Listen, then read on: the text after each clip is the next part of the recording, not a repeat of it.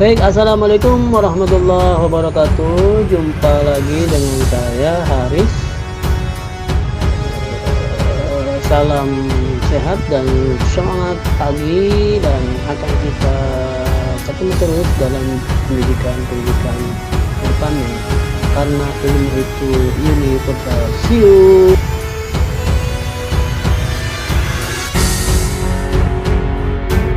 Ya, di sini saya akan share atau membagi pengalaman atau ilmu yang saya dapat, karena ilmu itu harus berbagi. Insya Allah satu ayat pun harus kita sampaikan. Kebetulan memang ya sesuai dengan kompetensi yang saya miliki ya, sejak saya kuliah. Diawali dengan SEMEA dulu, bagian akuntansi, kuliah S1 akuntansi, dan memang S2 saya tidak di akuntansi, tetapi sampai semester 3 S2 semuanya terkait dengan keuangan. Dan untuk konsentrasi pada semester 4 ya, ambil tesis, memang saya sebenarnya ingin ambil keuangan, tetapi karena tidak ada option, saya harus memilih manajemen pendidikan. Oleh sebab itu, tatanan ilmu tentang akuntansi yang sedikit banyak saya tahu, dan insya Allah akan saya sampaikan. Semoga bermanfaat. Oke, next.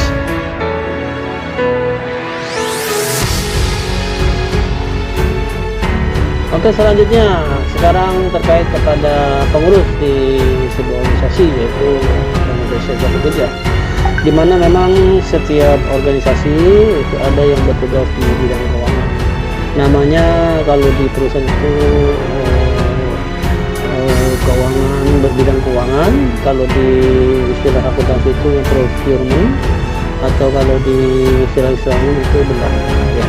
Baik, yang pertama saya sampaikan untuk yang di organisasi, yaitu tentang pemegang keuangan atau pengelola keuangan yang dinamakan dengan bendahara.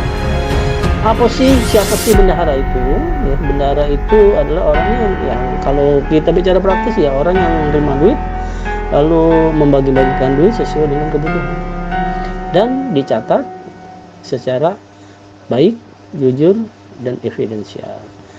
Lalu secara umumnya gimana? Ya, satu, dia bertanggung jawab atas pelaksanaan pengelolaan administrasi keuangan ya, dari catatan uang masuk yang dinamakan jurnal atau buku kas ya. Lalu dia bertanggung jawab terhadap akomodasi kegiatan-kegiatan organisasi, baik kegiatan-kegiatan internal maupun kegiatan-kegiatan yang sifatnya eksternal, dan dia juga bertanggung jawab langsung pada semua anggota pengurus ya yang tersangkut paut dengan penggunaan dan tanggung jawab keuangan ya, karena memang ini terkait dengan pembiayaan yang harus disediakan dan harus dikeluarkan. Dan tentu sebelum melaksanakan otomatisasi pengeluaran ya, harus ada RPO atau anggaran-anggaran yang ditetapkan berdasarkan keputusan organisasi yang notabene ditandatangani atau disetujui oleh pimpinan organisasi. Apa yang harus dilakukan oleh seorang bendahara ya di dalam kesehariannya, di dalam pengeluaran kegiatannya ya? Yang pertama, pengeluaran uang sesuai dengan ketentuan. Jadi sesuatu yang sudah ditetapkan, sesuatu yang sudah dianggarkan, sesuatu yang sudah menjadi haluan ya pengeluaran keuangan, maka itu akan dikeluarkan secara otomatis bila mana memang waktu dan kegiatan itu berlangsung. Yang kedua ya, dia harus mempertanggungjawabkan masalah keuangan ya, baik secara internal maupun kepada rapat anggota ya. Mungkin ada momen-momen tertentu, kalau di dalam unit kerja mesti, di dalam cabang ya muscap, musda, dan munas. Hubungan kerjasama yang harus diperhatikan oleh bendahara adalah patuh kepada ketua dengan segala kewenangan, karena memang ketua kita akui mempunyai hak yang namanya hak memutus keuangan di luar ketentuan, namanya hak prerogatif.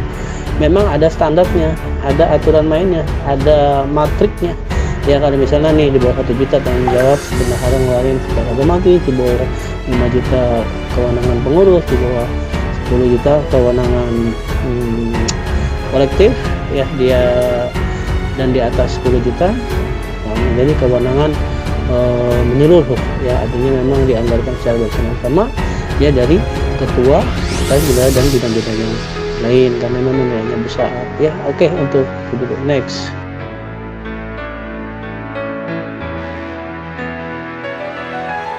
Fundamental organisasi ya, karena organisasi yang termasuk keuangan itu tidak terlepas dari kegiatan-kegiatan organisasi lainnya, ya.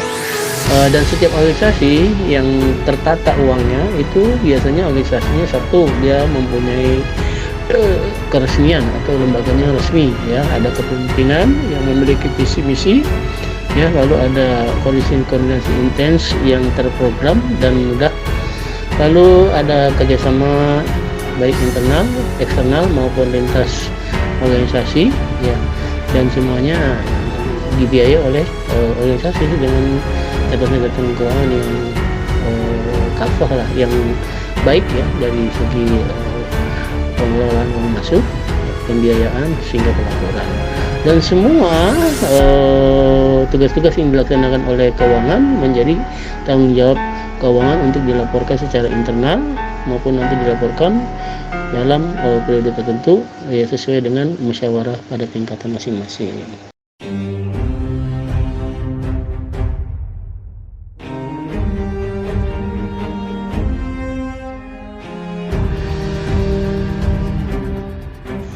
Lalu kita mengarah kepada keuangan itu sendiri. Kalau di dalam organisasi serikat pekerja, uang masuk itu yang didanai atau yang dibiayai sesuai HDRT, ya, oleh anggota yang didistribusikan ke perangkat secara proporsional sesuai ketentuan, itu kita namakan check out system atau COS.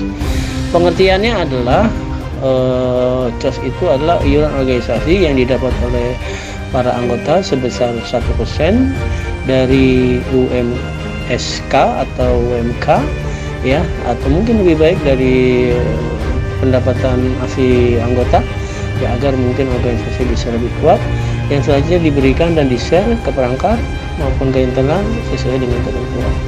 Dasar hukumnya apa? Dasar hukumnya adalah Kepmenaker Trans RI nomor Kep 187/Men 9 Romawi /2004 tentang iuran anggota serikat pekerja atau serikat buruh, dan tentu diputuskan atau diperkuat oleh putusan DPP FSPSI, ya, Kep 004/DPP SPSI/9 Romawi /1996 tentang petunjuk pelaksanaan sistem pengumpulan dana distribusi iuran serikat pekerja, ya. Lalu bunyi pasal yang ada di dalam Permenaker Trans itu berbunyi, keuangan serikat pekerja, federasi dan konfederasi serikat pekerja bersumber dari iuran anggota yang bisa ditetapkan berdasarkan ADRT, ya. Kita punya ADRT, ya, anggaran dasar anggota sendiri, dari hasil usaha yang sah kalau memang disepakati, lalu dari bantuan anggota dan pihak-pihak lain yang tentu tidak mengikat. Kalau misalnya mengikat, ini namanya nggak independen dan organisasi, ya. Sementara yang organisasi dia seperti serikat pekerja, ya, ini rata-rata mempunyai dana tersendiri yang dipungut dari anggota masing-masing. Lalu pasal 3-nya, pembayaran iuran anggota dapat dilakukan melalui pemotongan upah setiap bulan. Memang ada beberapa serikat pekerja yang unit kerjanya masih manual, ya, karena memang satu, manajemennya kurang peduli, ya, kurang aware, sehingga pemotongannya tidak dilakukan melalui payroll. Sebenarnya ini persoalan, ya. Harusnya PUK mengajukan surat resmi dan meminta untuk dibantu persoalan tersebut, karena memang sudah ada dasar hukumnya. Kalaupun ada manajemen yang mungkin menolak, ini perlu diselesaikan, ya. Mungkin bisa melalui proses karena ini menyangkut kepentingan, ya, proses sampai PHI, karena memang ada ketentuannya. Ya, pasal 3 selanjutnya, pemotongan upah sebagaimana diatur dimaksud dalam ayat 1 dilakukan oleh pengusaha. Ya, jadi artinya sudah ada, sudah jelas, ya. Pelaksanaan pemungutan iuran anggota serikat pekerja di luar perusahaan dilakukan oleh pengusaha pekerja buruh yang bersangkutan. Oke, yang kalau yang di luar iuran bulanan itu boleh dilakukan secara manual, sah-sah saja karena memang sudah ada aturannya. Oke.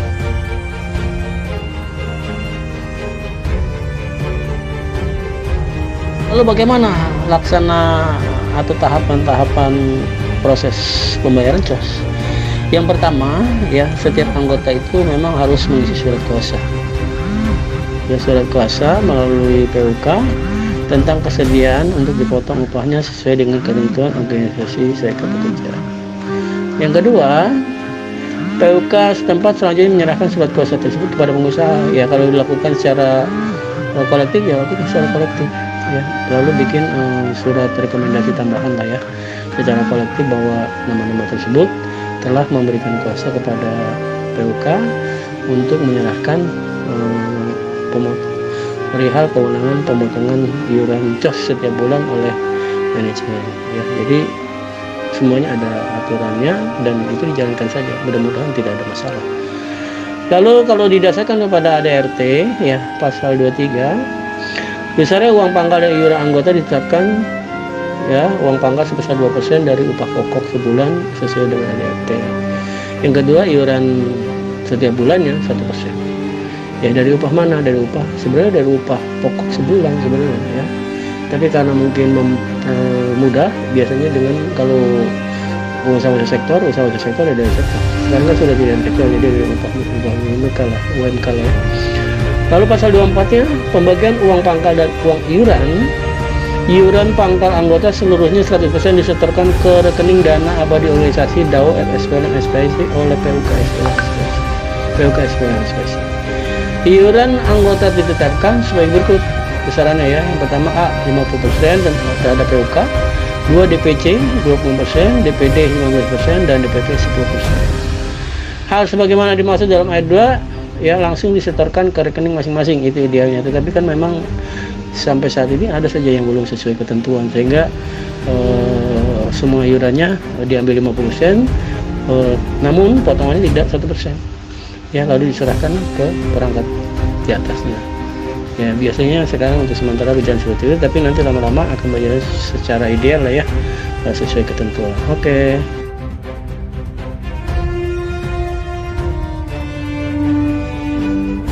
Lalu pendistribusian iuran atau check-out system ya, ada ketentuannya. Pertama, berdasarkan permohonan dari unit kerja dan surat kuasa ya, lalu pengusaha melakukan pemotongan. Yang kedua, selanjutnya uang tersebut diserahkan ke rekening bank ya, yang dimiliki oleh PUK masing-masing, yang dibuat biasanya itu ditandatangani dengan hak prerogatif dari 3 pengurus ya, ketua, sekretaris, dan bendahara. Dimana keberlakuannya adalah 1 diantaranya wajib, 2 diantaranya option. Jadi kalau ketua wajib dengan sekretaris atau ketua itu sekretaris atau bendahara itu bisa pilih ya, bisa option, bisa gantian ya, atau bisa refreshment sesuai dengan kebutuhan.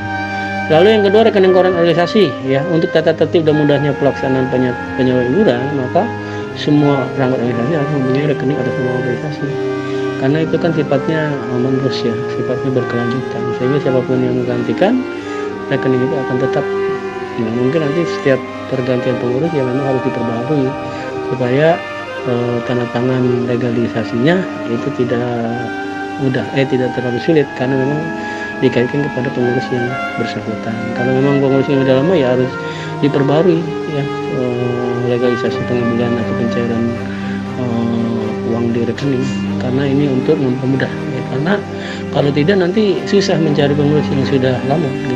Jadi harus sesuai dengan periode kepengurusan ya, harus diperbarui.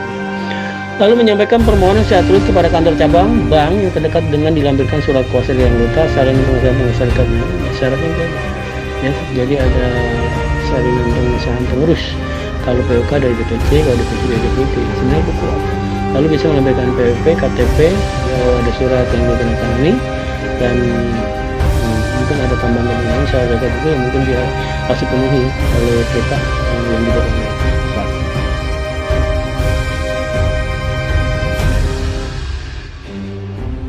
Pada tahapan pengambilan uang ini ada poin-poin penting yang memang harus diperhatikan ya oleh yang ngambil ya, harus diperhatikan oleh yang ngambil ya. Yang pertama, biasanya kalau rekening koran itu diambil dengan cek ya, oleh sebab itu cek dilakukan penandatanganan atas nama organisasi ya, 2 dari 3 orang pengurus ya, misalnya ketua wajib tadi, sekretaris bendahara opsional. Lalu administrasi keuangannya juga harus dijalankan ya, misalnya iuran anggota serikat pekerja melalui COS karena penting buat organisasi, dan kita ketahui COS merupakan darahnya organisasi ya, karena kalau tidak ada COS ya mungkin organisasi serikat pekerja itu akan mati lemas bahkan tak berbahaya ya, stroke kan tidak bisa berjalan. Oke, next.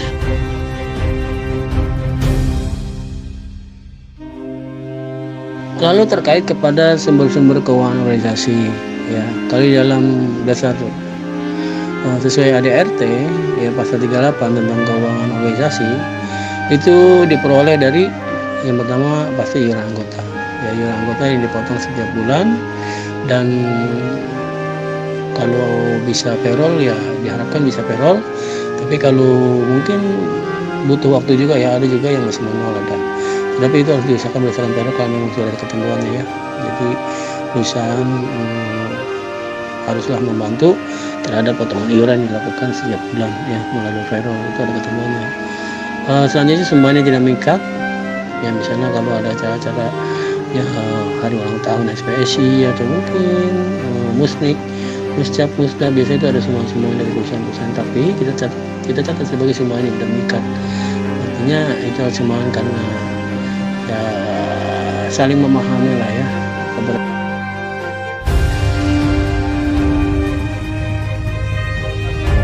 Terhadap eksternal ya bisa saja, cuma tidak mengikat dari pengusaha ya secara insidentil maupun berkala ya. Lalu bantuan dari perangkat organisasi serikat pekerja dari organisasi apapun, dari instansi lain yang tidak mengikat.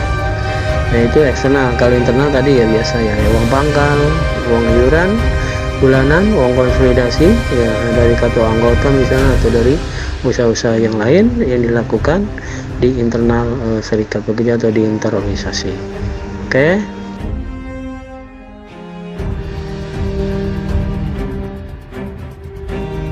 Lalu pelaksana teknis ya tentang penggunaan dana serikat pekerja atau COS yang tadi masuk. Kita harus membuat akun-akun ya, akun-akun yang di split ya berdasarkan kebutuhan atau kegiatan yang dilakukan di organisasi. Seperti misalnya satu kegiatan kesekretariatan itu kan butuh uang ya, plotnya misalnya biaya inventari aset, alat tulis kantor, atau sewa-sewa perlengkapan yang dibutuhkan. Ini memang tidak serta-merta dilakukan setiap bulan, tapi ada juga yang setiap bulan harus dikeluarkan, bahkan setiap hari harus dikeluarkan, dan itu harus punya akun tersendiri, yaitu akun kesekretariatan yang dipecah dari rundown lagi jadi beberapa item. Selanjutnya administrasi ya, administrasi kegiatan serikat pekerja atau organisasi itu tidak terlepas dari surat menyurat, pembelian kegiatan kirim surat atau jasa kirim surat, pembayaran fax, telepon ya, atau saat-saat administrasi lainnya yang mungkin harus disiapkan. Lalu ada akun tentang transport operasional atau dinas luar. Banyak kegiatan-kegiatan yang dilakukan oleh PUK, oleh organisasi singkat di atasnya atau perangkat ya, yang harus dilakukan ya, dan itu kan butuh dana ya. Kalau misalnya di tingkat PUK ya mungkin kunjungan PUK ke PUK, kunjungan ke PUK ke perangkat, lalu mungkin akomodasinya bagaimana ya. Selanjutnya dinas ke lembaga lain ya, dinas ke lembaga lain misalnya kalau PUK itu katakan mau survei ya terkait makan dan lain sebagainya yang tidak dibiayai perusahaan dalam rangka perlindungan PKB atau kerjanya PKB ya, itu butuh uang juga. Lalu pendidikan baik internal maupun eksternal juga dibutuhkan untuk registrasi, untuk ongkos, untuk biaya-biaya perlengkapan lainnya. Lalu kepada PUK, pada perangkat juga ada biaya advokasi ya, biaya advokasi bukan hanya transport tetapi mungkin ada pada saat pendaftaran itu juga harus disiapkan ya, harus dianggarkan. Jadi ada kon namanya kon advokasi atau kon kegiatan PHI, lalu ada kon aksi perjuangan ya, demo-demo dan sebagainya. Lalu akan ada mungkin pengurus yang mempunyai double fungsi ya, terkait mungkin PUK ada pengurusnya di DPC, DPC ada pengurusnya di DPD, DPD ada pengurusnya di DPP, dan dia harus didanai juga ya, dikasih transport supaya apa, pada saat mungkin perangkatnya tidak memberikan transport sudah di backup ya. Tetapi memang tidak ada lah ya, semuanya pasti ada, tapi itu bagian dari sumber-sumber pengeluaran yang memang harus disiapkan ya. Lalu kegiatan DPP dan seterusnya sama ya dengan kegiatan PUK, ada dinasnya. Lalu ada kerja-kerja mungkin di luar jam kerja ya, kepada pengurus, kepada DPC kalau pulang jam 12 masa tidak diberikan uang transport ya, karena memang mungkin ya harus memberikan martabak lah buat keluarganya, atau mungkin ya buat bensin lah ya dan sebagainya, itu mungkin harus sudah disiapkan. Lalu ada akun dana suka dan duka, ya bukan hanya untuk internal pengurus, ya mungkin juga untuk kunjungan dinas kepada antar lembaga, ya antar perangkat, ya yang mungkin juga harus disediakan. Akunnya bisa akun bantuan pengobatan, kematian, atau yang suka bisa jadi kelahiran atau hajatan. Dan ada akun-akun lain yang mungkin diseimbangkan sesuai dengan kebutuhan. Dan sementara untuk COS, ya untuk biaya-biaya keperangkat atau rutinitas kewajiban, PUK biasanya memberikan COS, mengantarkan COS atau membayar COS kepada perangkat di atasnya. Lalu honor pengurus kalau di DPC, DPD, DPP mungkin ada karena memang mereka tidak bekerja. Kalau di PUK mungkin uang pulsa dan lain sebagainya ya. Lalu akomodasi rapat, biasanya itu ada rapat internal, rapat dengan bakor, rapat dengan seluruh anggota. Begitu juga di perangkat ada rapat dengan PUK, lintas federasi, ada rapat SPSI, ada rapat lintas SP, mungkin ada rapat dengan perangkat dan seterusnya, ya hingga pelaksanaan muslik, muscap, musda, ya lebih halal pada saat lebaran, buka puasa bersama, rapat-rapat lintas wilayah, ya dan seterusnya, itu mungkin juga harus diakunkan, harus disediakan akunnya. Lalu dana jaminan kesejahteraan, ya termasuk di dalamnya adalah dana BPJS Kesehatan maupun BPJS Ketenagakerjaan, itu juga mesti disiapkan karena mungkin bagi PUK sudah ada tanggungan, tapi bagi perangkat mungkin ya dia harus membayarkan pengurusnya supaya safe lah ya, karena ini kan kewajiban dari organisasi untuk menjaga dan menjamin pengurus dan keluarganya. Next,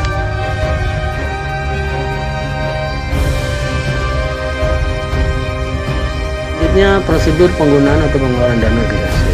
Memang ini semua uang yang masuk selain dicatat di dalam buku penerimaan, juga pada saat dikeluarkan juga harus ada catatannya. Ya, standarnya setiap pengeluaran dana organisasi evidensial.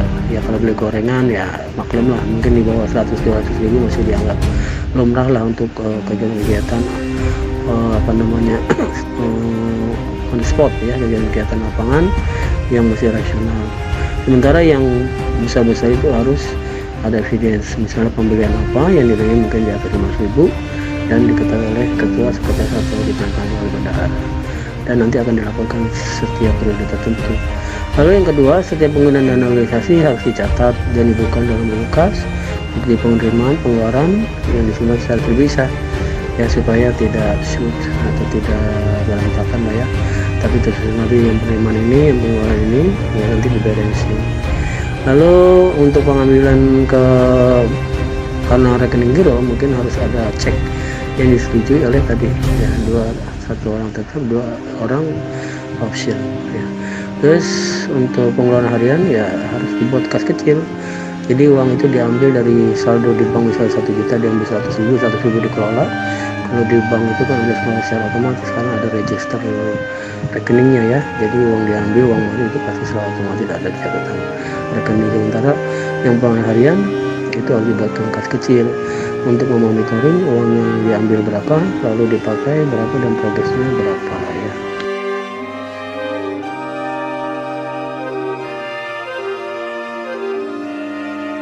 Terkait kepada laporan ya bisa dibuat, kalau lebih baik ya setiap bulan dilaporkan ya, dipajang ya di mading ya, mungkin poin-poinnya saja atau dan progres-progresnya kayak apa, detailnya ya dilaporkan kepada pimpinan, ditandatangani supaya progresnya itu diketahui ya.